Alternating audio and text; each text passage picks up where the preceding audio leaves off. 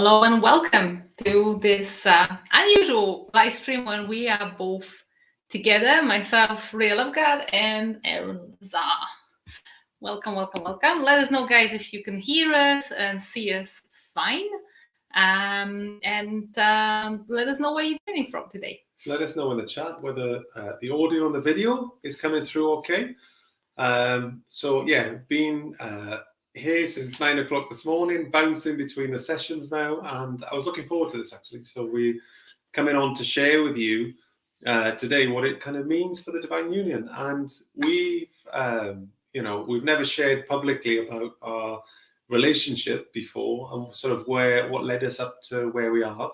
And we're kind of in the second decade now, aren't we? Absolutely. Yeah, we've started the second decade of second decade in this incarnation. How many lifetimes before? We haven't even counted. Goodness me, yeah, a lot.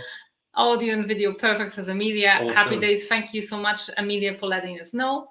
So yeah, today we want to talk about a hot subject since the Valentine's Day is coming up. We want to talk about the truth about twin flames and soulmates, because we see a lot of that going on. And guys, you can let us know in the comments, are you single, are you in a relationship? We'll know who we're addressing, but we'll be addressing both groups of people because we see a lot of almost like dangerous and negative phenomena even in the awakened community regarding the twin flames and the soulmates, and we want to share our perspective on that because our relationship wasn't some perfect relationship. We haven't met at a retreat in Bali or in a crystal shop. No, and or at some sort of spiritual convention. Like, let me share with you something funny.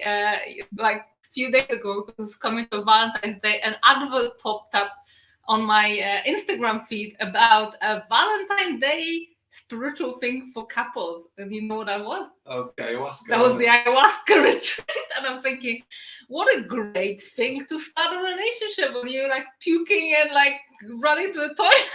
That's a great first impression, isn't it? So if you get through that, you're going to get through anything, aren't you? So it's a good test to begin with. But you know, we've like I said, I've been able to elevate my consciousness for over 20 years, but I've not always expressed myself spiritually. I was scared of it to begin with. So going way back, I kind of opened my spiritual sort of antenna up.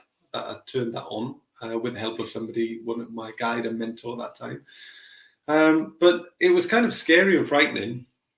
And I pushed it away. I turned it off. And so for years, I lived a very, what's termed as a three-dimensional life. I was a fully paid up member of the system. I used to watch 6 o'clock news every week. Wow, if it was only question time, I used to love it. If it was just the 6 o'clock news, he was rehearsing the news 6 and 9. Yeah, and, exactly. And all the politics discussions, loved all it. of that. Yeah. All of that. I was well into it. I loved Houses of Parliament. Yeah, all of that. Believed in it all. Believed the sort of the political system.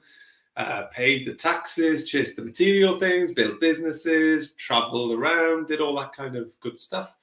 And it wasn't until later on that I kind of stepped into sort of my potential spiritually, really. But when we first met, we were kind of both really, you would just come out of sort of church, I guess, hadn't you? And we had met over in the Netherlands. So, I'd gone across, I was an electrical contractor at that time. So I'm a fully qualified electrician. And now you're rewiring energy fields. Yeah, so I've always sort of been working with energy in one form or another. It's just at that time it was electricity and power, but always kind of been drawn to energy. It's quite funny when you look back and you see the similarities. But I took a job working across in Schiphol, which is near the airport in the Netherlands. And I was staying in Amsterdam at a hostel because it was cheap. I had to pay for my own accommodation. That was part of the deal. And it was the same hostel that you happened to be working at, wasn't it? Yes, so we both volunteers in that hostel. And it was like a deal, work for accommodation. But I remember, so I actually just recovered from a heartbreak. It was about a year after that, yeah, and it was like, that my first love, and we were supposed to get married, and it all went pear-shaped. The guy just dumped me, but so I know what it feels to be heartbroken, and I was, I think, 24, 25 at the time, and I remember feeling this pull to the Netherlands. I had also a Dutch boyfriend very briefly, so that probably made me fall in love with the country. And when an opportunity came up to study in the Netherlands on a student exchange, I took it. And then for the summer before my university, I decided to volunteer in this hostel. And I remember I'm walking in to this hostel, and they all kind of people working there were gathered for dinner.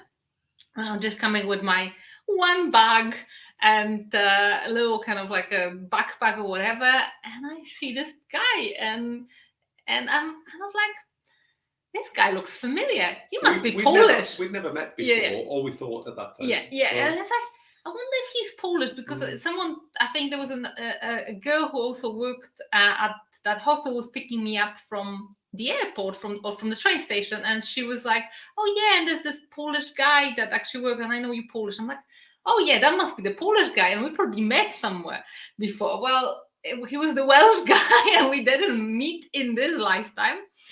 But after we've discovered our soul history and our multidimensionality, which was about 8 years into our relationship, we have discovered that we've had, in fact, many, many, many lifetimes together. And this is where I want to talk to you about twin flames and soulmates, because people have this romanticized idea about twin flames.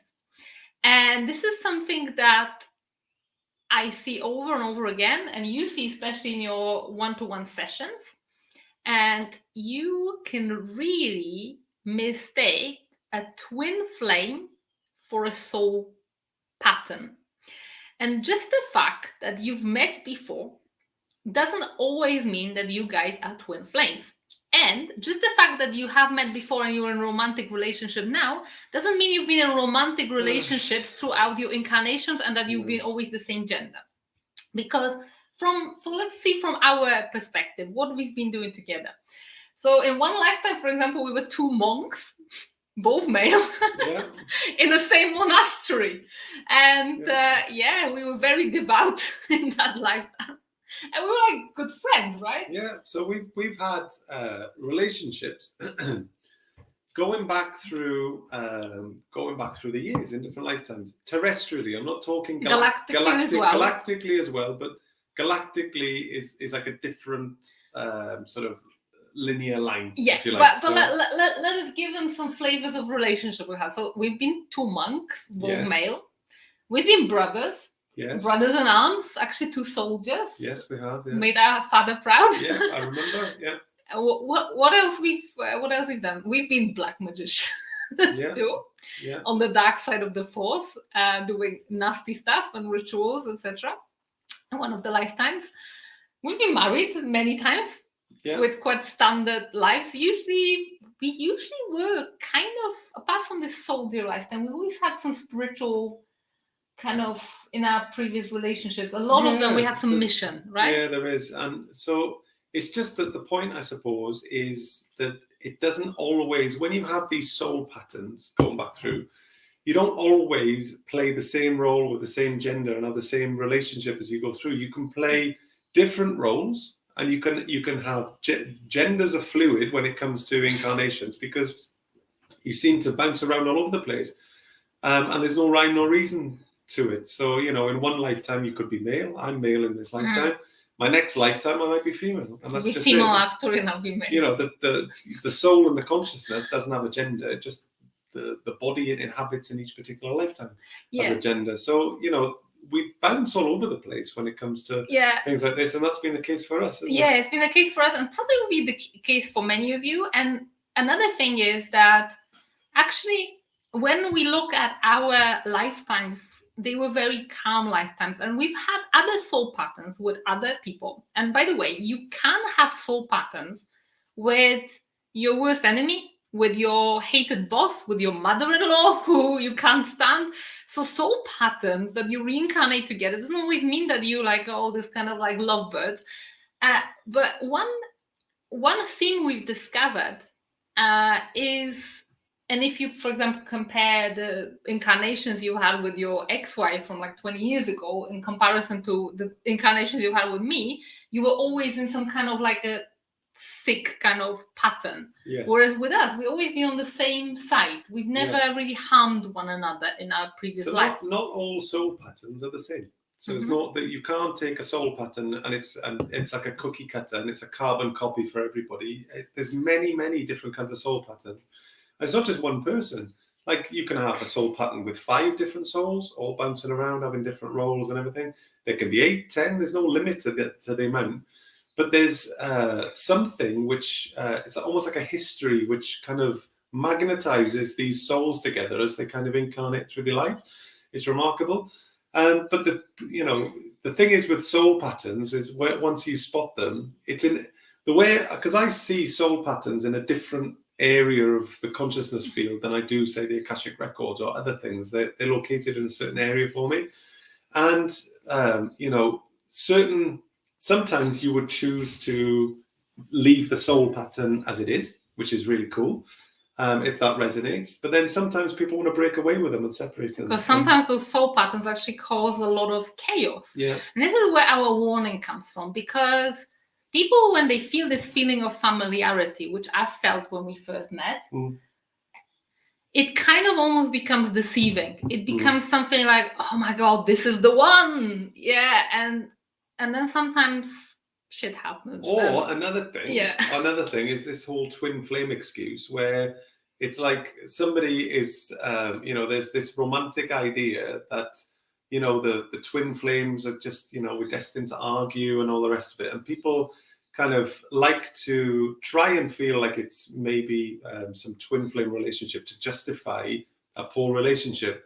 And perhaps, it's a relationship which maybe it's better if you both kind of parted, but it's just easier for some people, I guess, to sort of romanticize it and say, oh yeah, it's, this is my twin flame. We're just destined to be together. But it's just suffer together and suffer. But it's just an unhealthy relationship. And sometimes I feel, certainly when matters of the heart are concerned, we kind of look for sort of higher things when sometimes they're not there. It may be the case, but it's important to note that, just analyze it and feel into it, because it's not necessarily the case for and adversely, what I want to say is, and we go back to twin flames, is what to do when your partner is 3D, because this is another unhealthy pattern. So people fall into 2 traps.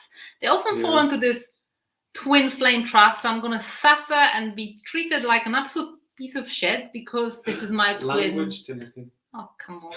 You the ascended master, I can swear. I'm joking, I swear. Not as much as me. But, I'm quite passionate about it because I see people tolerating unacceptable behavior in the name of twin flame. Yeah. And people just kind of like, and a lot of women, unfortunately, treating men who are perhaps disengaged or hurtful, but the other way around as well. We've seen men who were treated unfairly by women, but they kind of suck it up because it's twin flame, supposedly.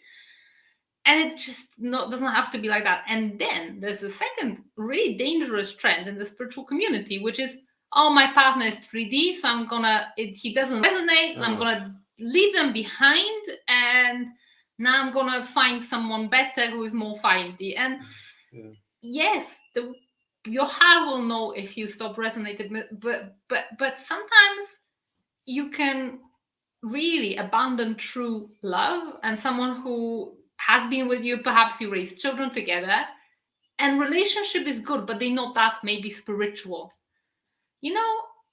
When I was already deep into manifesting and, law of attraction and meditation and stuff like that. You got him before me, didn't you? Aaron was playing his kind of like FIFA games, which he still plays, by the way. I still enjoy playing FIFA. Yeah, and at that time, that stage, and I've actually witnessed that, and I've witnessed women who have gone through a similar journey.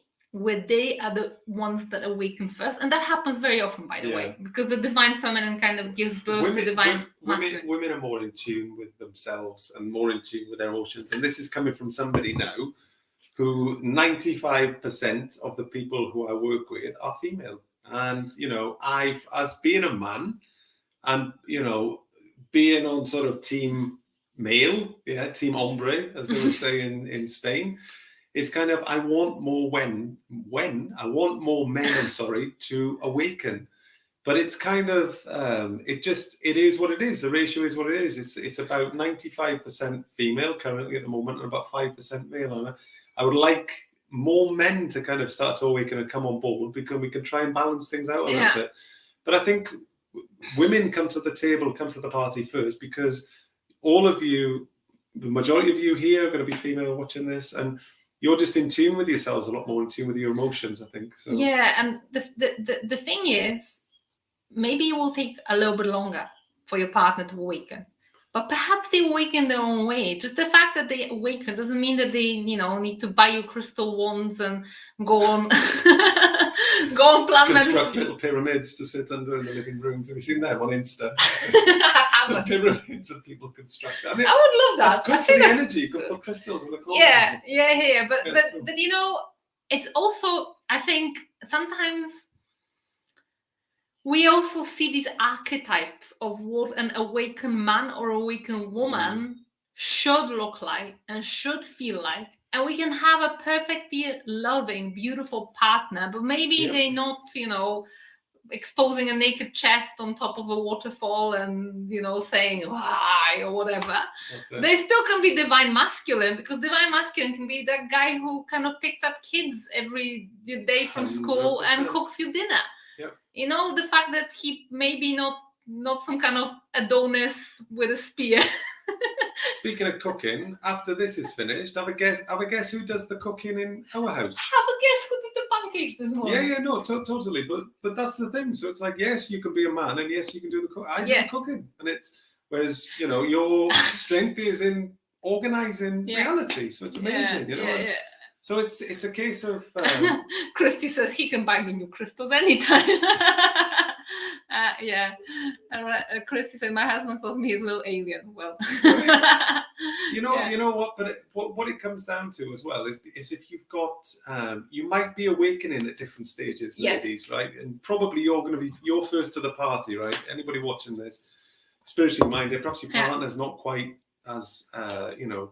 I'm not going to say evolved, because it's like look, your partner might not be as at the same kind of level, and also they might not fit into the mold of what you've seen. No, but that's okay. It's like, at the end of the day, if you've got a solid relationship, that's all that matters. As long as you're there for one another.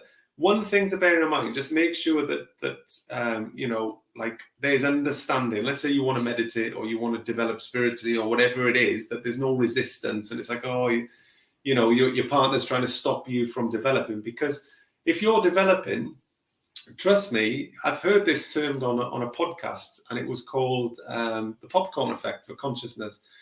And people's consciousness all around the planet is going pop, pop, pop, pop, pop, pop, pop, pop, pop, pop, all over the place. And maybe your partner will be next, but please don't push it on. 100%. So Riya was probably, goodness me, a year or so ahead of me, maybe 2 years ahead of me. And I just accept, and I was like, oh, okay. So but then I was like, law of attraction, goodness me, manifest. All right, yeah, okay. You're going to think it real and call it, yeah, okay. If that's what you want to do, go into the bedroom and go and manifest. I support you. What do you want for dinner, kind of thing. But I was just very wired into the matrix, and I was a happy member of the matrix at that point. Thought, running businesses, and all this kind of stuff. But then what happened? It flipped on its head. Yeah. So here I am, doing my 30th guided meditation for the week.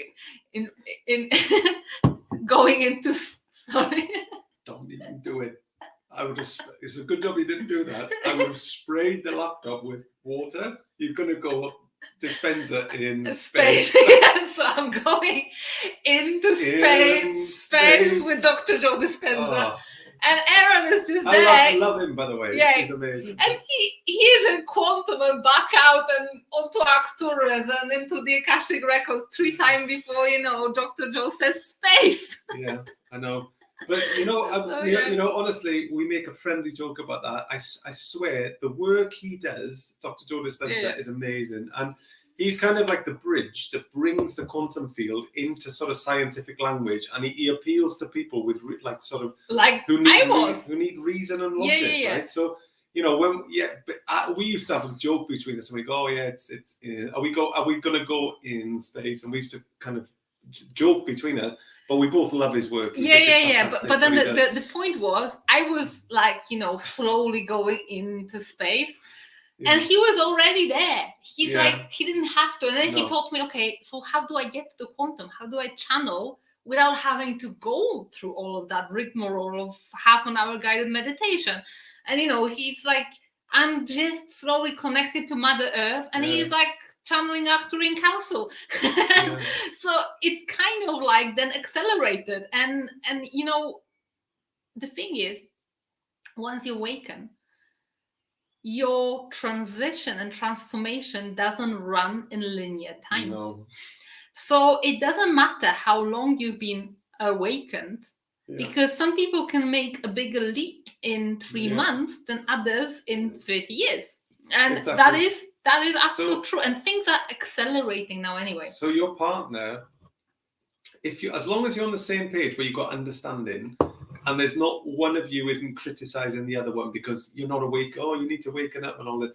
As long as there's just an understanding that you've got space to kind of, grow. Partner wants to do what he wants to do, and you're awakened, so you want to meditate and watch, crazy couple in Costa Rica talk about spirituality and divine union. That's cool, but what I would say is, at some point, there's going to be that imbalance is going to balance up. So don't chuck our message to you really is, don't chuck the baby out with the bathwater and go, oh, well, my partner isn't awakened, so I need to find, where's my guru who's sitting on the rock, who's going to be my divine union and is going to carry me in his warrior arms and all that. Like, honestly, and I love all of you, but and I know it's kind of this is from a place of love that I'm giving this to you. But honestly, your partners will awaken, but people awaken at different stages. And if you've got something which is foundationally amazing, hold on to it. As long as it's respectful. Yeah. And, one isn't trying to put down the other. Nothing abusive or anything like this. But if it's healthy, hold on to it. Don't give up on this person who isn't quite as ascended and all the rest of it, because we're all going to get there in the end, Yeah. So that's our message to you. And we want to also share with you, this is the story how we ascended our marriage. It's okay. Divine union again. It's the vocabulary, and that divine union. It's almost like ascended our marriage. I know, but through my food. Yeah.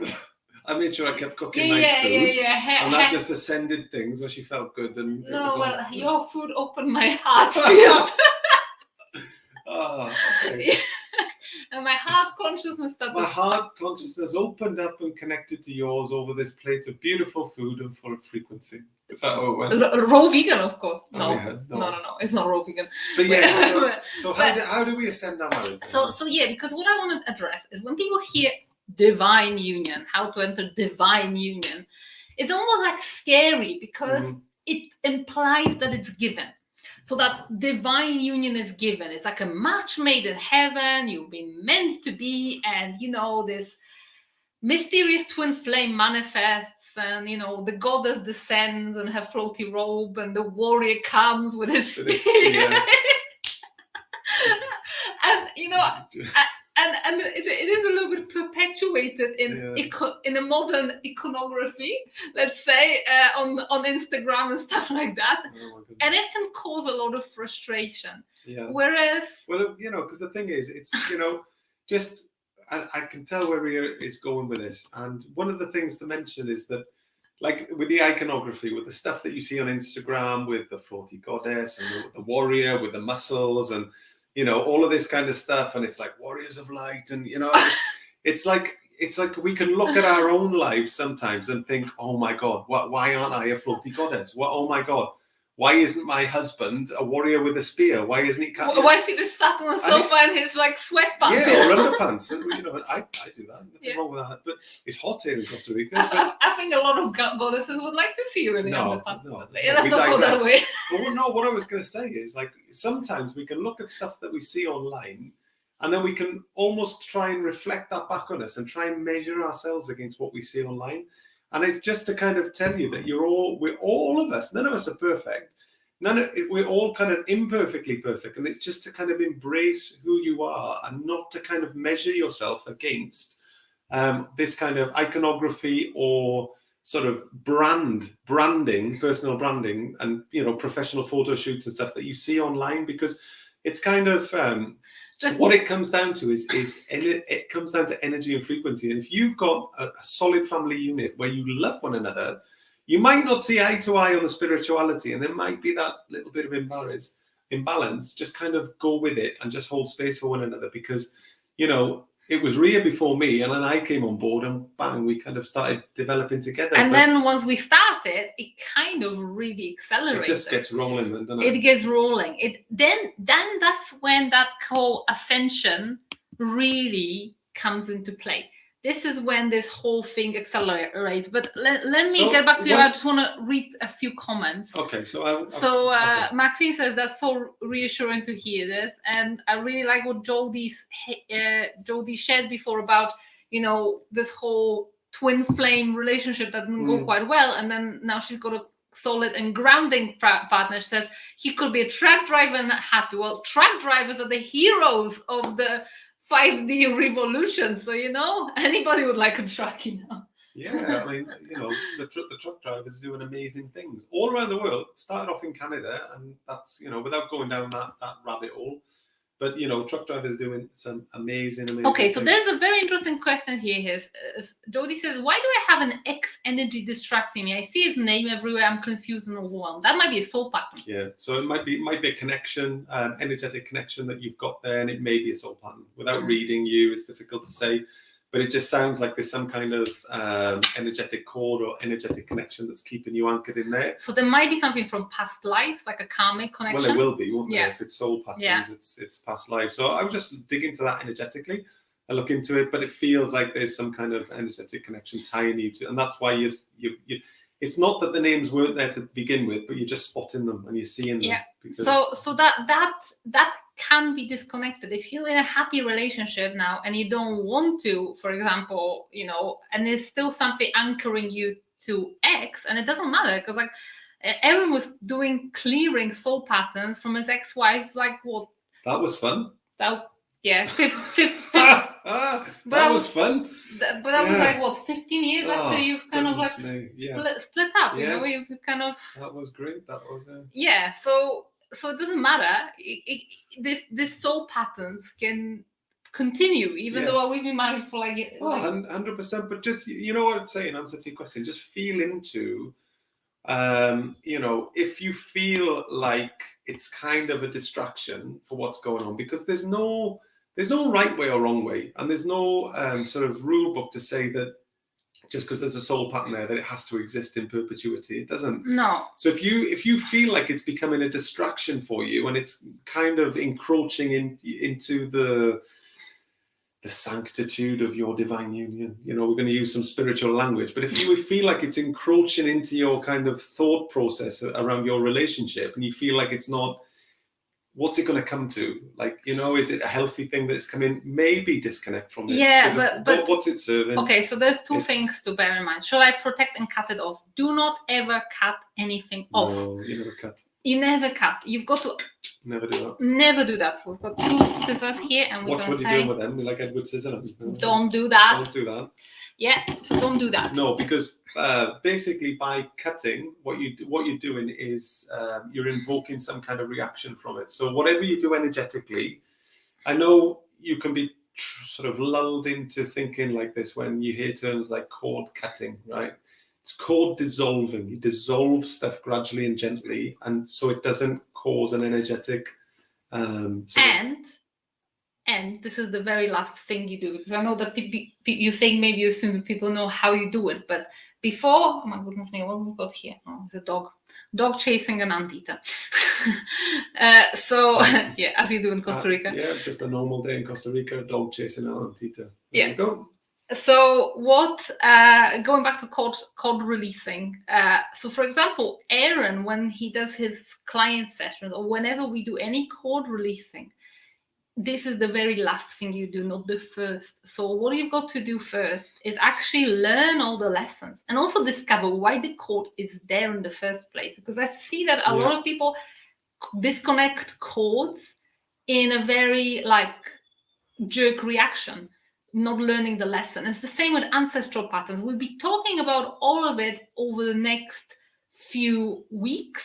We have a lot of incredible events prepared for you. We've got a webinar, so exciting. Really we've got 2 trainings and transmissions. So on Monday, Aeron is doing a 5D anchoring 5D frequencies training, which will be incredible, with Galactic Federation of Light. Galactic Federation, it's going to be amazing. So it's going to be all channeled in. If you want to participate, it's a free event. Comment below 5D, and our team will know to send you the link if you haven't signed up yet. And then on Friday, I'm doing one about quantum tools, and I probably touch on things like, dissolving and the depth of this work, because we feel like, just going back to this whole twin flames and all of that, we need a lot more precision in everything we do. And I feel like it all comes down to people just perpetuating other people's patterns and things they've read online about starseed traits, things they've read online about manifestation, visualization. And it's all good, because this is how we've been conditioned to learn. But when you discover quantum tools for yourself, different technologies, you will see that all this law of attraction, manifestation, is just the tip of the iceberg. And same with that cord cutting. It's almost like someone learned something quite simple and they keep perpetuating it. And we just take it without thinking much, whereas there's a whole plethora of very precise, very advanced, very beautiful, very effective technologies available for us to work with a lot more precision. It's time to kind of ascend to greater precision and to greater work. So we deviated a little bit. We go back to these kind of subjects in the upcoming transmissions, but I want to go back to manifesting ideal partner, and a question that I see very often: can I manifest a specific person? And this very often happens in the context of someone got dumped by an ex and they want that person back, or someone fall in love. And here is a big warning. You need to walk on the light side of the force, because manifesting a specific person, well, if it's a specific person saying, I want a man who's got an open heart, a sense of humor, and dark hair, that's specific. Whereas I want Joe Blogs, that's implying, that's affecting an individual's free will. Yeah, so maybe you can explain. Yeah, so one of the things one of the spirit in which I teach is, I approach this from a place of spiritual integrity. And the thing is, there's no legislation, the only law you've got with consciousness is karmic law, really. And that's what we need to kind of be mindful of. You can't work against somebody's free will or take somebody's free will against them. Does the potential exist with consciousness? You can do anything with this, anything. Well, that's black magic. Yeah. So the only thing which kind of alters the course of where you send this energy and you focus is your intention. So always stay on the right side of the line, which is the light. Yeah, and just have an internal code of ethics that we're never going to go against anybody's free will. So if you've got Joe Blogs down the road that you quite like the look of, and you think, oh my goodness me, I would love to be in a relationship with Joe Blogs, and you start to manifest Joe Blogs you're taking away his free will. So you need to, there's a distinction between, like Riya said, this kind of personality who can cook, he's got a sense of humor, somebody who accepts me and loves me unconditionally for who I am. That's fine, because it's generally in the pool of population. But you can't go, I want Joe Blogs and I'm manifesting Joe Blogs and that Joe Blogs and I are going to have a wonderful, and we're going to have kids together. There is a karmic price to pay. And I give you an example from one of my previous incarnations, because I've paid that price. So one of the recurring karmic patterns that were happening to me was I got repeatedly under spiritual attacks, and sometimes from complete random people. When I say spiritual attacks, not from some dark forces, actually from actual physical human beings who are not on the right side of the force and who basically bended my free will in that way. And when we started investigating why it's happening to me, it turned out that one of my lives, I was this kind of like a herbalist witch who was mixing all the love potions and selling them to women so they can what do you call it? Enchantments, basically. And again, taking away an individual's free will, right? Yeah. And created karma, and then as a result of that, in this lifetime, you were karmically destined, if you like, the energetic IOU or debt that you had to pay through an experience, a lesson, was experiencing being on the end of these attacks, which kind of bent your will. Absolutely. So these are kind of subjects to be quite aware of, because I know that love can make us really keen to get certain outcome. Yeah. So like Christy says, yes, you can, but it's not right. They're loving you. Exactly. They're not loving you or coming on their own. Yeah, exactly. Yeah. And Cody says all about the sermons. I came in a bit late, but I totally agree with all you're saying. Yeah, absolutely. It's all about the sermon. So have you guys got any questions regarding anything love related, manifesting partner, entering a divine union? I mean, another thing I wanted to say when we talk about ascending marriages, right? And I just wanted to make this point to you all, and I don't think we covered it off in this, so I just want to mention it. Is that a part of this process, of ascending a marriage is actually healing on both sides, and doing shadow work.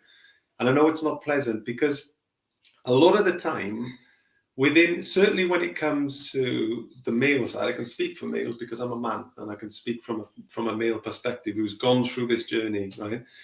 Before a man goes through this healing, because we're all emotional creatures, and we all get hurt. Yeah, men just suck it up and pretend that we don't get hurt, but we do. We feel emotional. We're sensitive, just like women. But women are good at vocalizing how they feel. But if a man vocalizes how they feel, it's seen as weakness, and being a man and a weak member of the pack from a man's point of view is not good, right?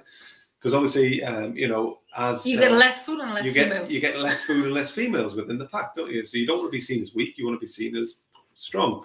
Warrior with a spear. Yeah. So goodness me, from a man's point of view, I'm not going to show emotion. I'm just going to suck this up because that's what's expected of me, right? From society, expects me just to suck it up. But the problem with that is we accumulate as men a lot of pain as we kind of move through this journey of life.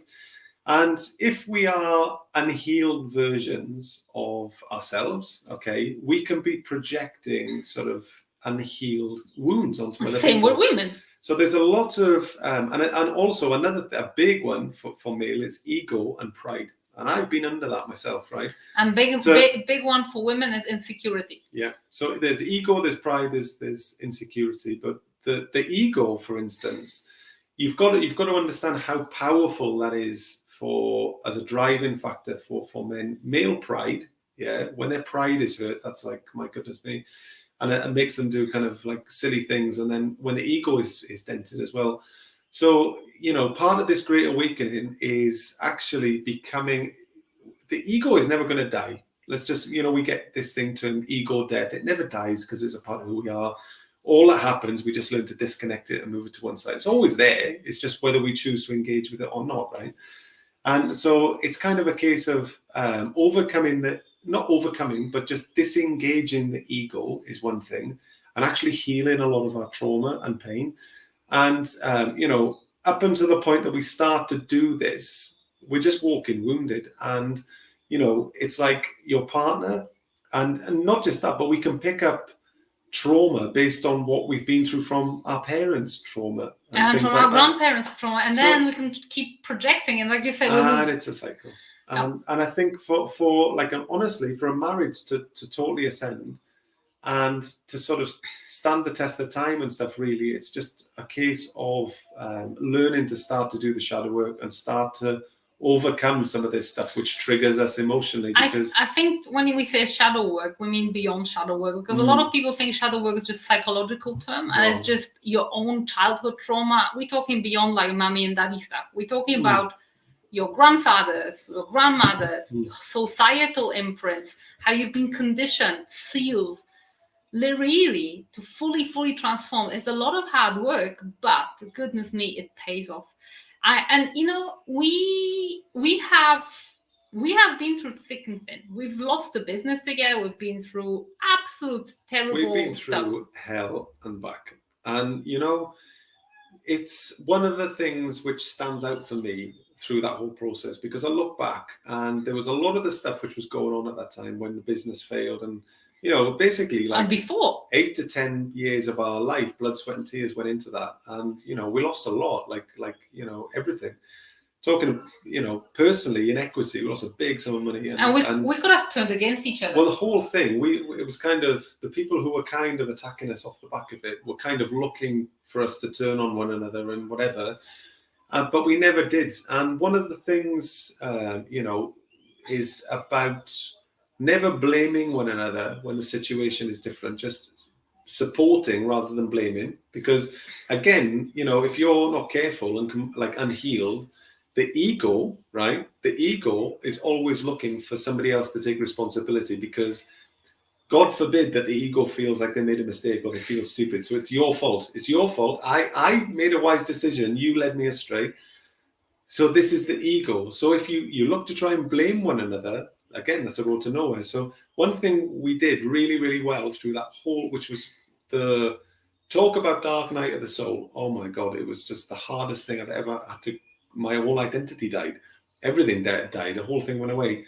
But one thing, and the same for Riya, one thing that we never did through that whole process, okay, the whole process of rebirth, destruction and rebirth, we never blamed one another once for what happened. Whereas before, we blamed one another for small stuff. Yes. And it was always like, it's your fault, and it's, but then the thing is, it does really, really improve the day to day. It doesn't 100%. mean, that we never argue, but we never blame one another. Although sometimes Aeron says that I'm channeling rabbits, and I say to him, "You sold 3D" or whatever, So we can kind of like have a more of a 5D argument. But no, the jokes aside, what is really, really important is that personal responsibility. And when you both committed to the deep journey of transformation, it really happens. However, even if one of you is committed, make a start. It will really automatically catalyze something and alchemize something in that other person. Yeah. If you're not reacting, if you're not kind of, because it might not even be something obvious. It may be something to do with something that your grandfather did to your grandmother, and you don't even. Every single time, those triggers, those things, those unhealed wounds, we don't know where that we have them. That's the biggest thing. And another thing which people sometimes don't talk about, right? But it's worth mentioning. Yes, there's love, right? But at the same time, it's just gratitude and appreciation. So every single day, right? Every single day, I remind myself what I'm grateful for that Riya brings to the table, because I'm fully aware, having transitioned over a decade ago from a relationship which was just toxic on every level into what I've got now, I'm just grateful. But I can just see the qualities that Riya brings into our union, marriage, whatever you call it, into our relationship. And I'm just totally grateful. So, Riya is strong in the areas, and certainly in business when we work together and stuff. So Riya is really strong in the areas that I'm not so strong in, but then I'm really strong in the areas that she's not so strong in. So it's a really nice balance that we've got. It's really interesting, because even our spiritual senses, I'm not very visual, but I'm very audio, and he is Mr. Visuals, Akashic Records, seeing spaceships and all of that. and then I am very much sensory, so I feel very strongly, and if to attack anything I feel, and then he then investigates what it is. So it's like we work in a team in many different ways. But the biggest lesson and biggest takeaway is healing, really healing. And when I say healing, it's not, it is really watching your triggers. Are you jealous?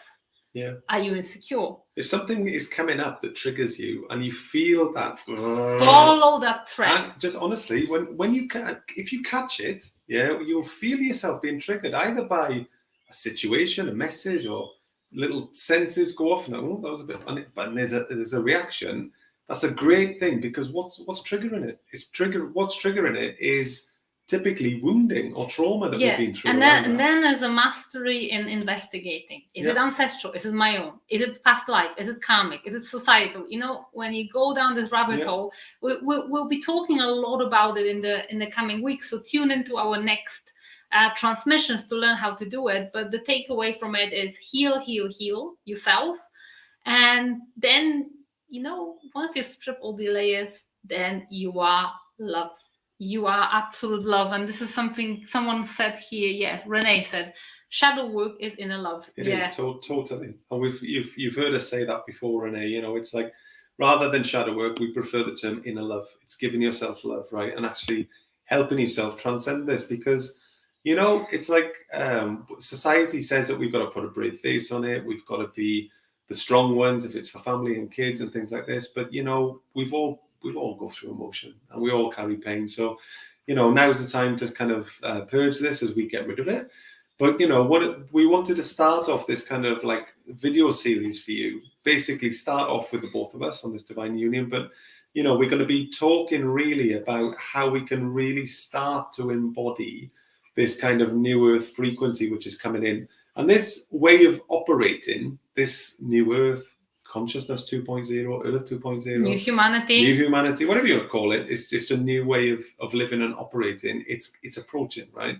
So we've been called to kind of equip you all on every single level in relation to this, to really put you to put the foundations in place so that you're in the best shape possible in every single area of your life as we transition into this new earth. Absolutely. So tune into our next transmission on Monday. There will be a beautiful live channel transmission by Aeron on the Galactic Federation of Light. If you'd like to join me for that, you're more than welcome. If you haven't signed up already, let us know in the chat. The team will send you the sign up details.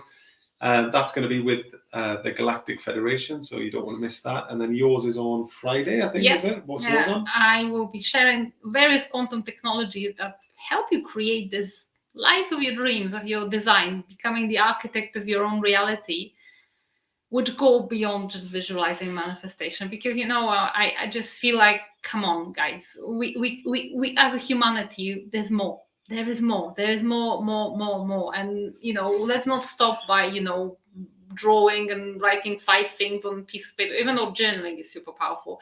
But there is so much more. So I just want to share some of the kind of tools I've learned along the way that really helped me attract everything that I've got today, which is basically a really, really happy life. So I hope you can join us for that. If you want to join Aeron's transmission, comment 5D. If you want to join my transmission, comment quantum, or both if you want to join both. But in any case, we'll see you around, and thank you so much for tuning into today. We're wishing you a beautiful end of the week, and hope to see you on the next one. Okay, thanks so much for joining us. Wishing you a great end of the week, and sending you nothing but love, light, and infinite blessings from Costa Rica to wherever you are in the world. Take care. Bye-bye. Bye-bye.